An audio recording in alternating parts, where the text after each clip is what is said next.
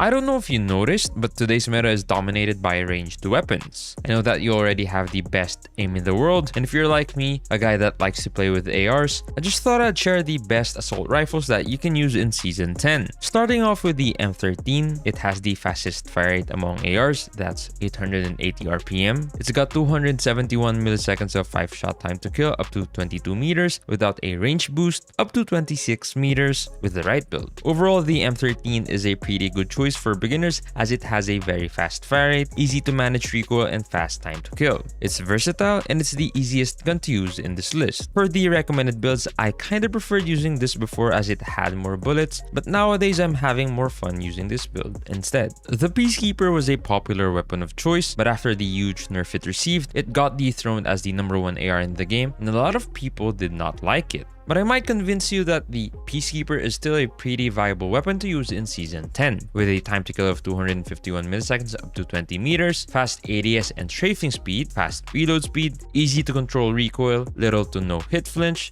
and with not much downside besides having a bad iron sight with a bit of aim shake. And this is still the best build you can use for the Peacekeeper. Thanks to the new Wildfire perk, you can now turn the M16 to a full auto weapon. With a massive 4-shot kill range up to 40 meters, easy to control recoil, good BSA, a time to kill of 291 milliseconds, and a slow fire rate of 620 RPM. It can be a dominant weapon in mid to long range gunfights, even with the bad iron sights, and a slight aim shake even with the red dot on. Considering its low mobility, it might be the best option for passive playstyle. Here's the build I currently use for the M16 with the Wildfire perk.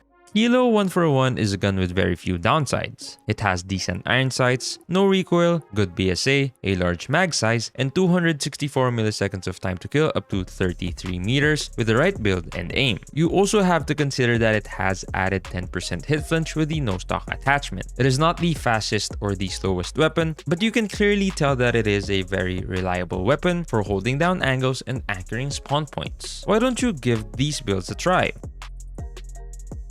For the best AR this season, you already know that it's the Krig 6. The Krig 6 has a large mag size, little to no hit flinch, and a very fast time to kill because of the consistent body multiplier. It has a similar mobility to the Kilo 141, but what makes this gun different is the versatility of this weapon. It has a 3-shot potential up to 30 meters, and also the ability to compete with other weapons in CQC. It may have noticeable aim shake, bad iron sights, and the recoil pattern might be harder to master than other assault rifles, but you can take advantage of its full potential if you take your time to familiarize yourself with this gun. Here are some Krig 6 builds that you might want to try out for yourself.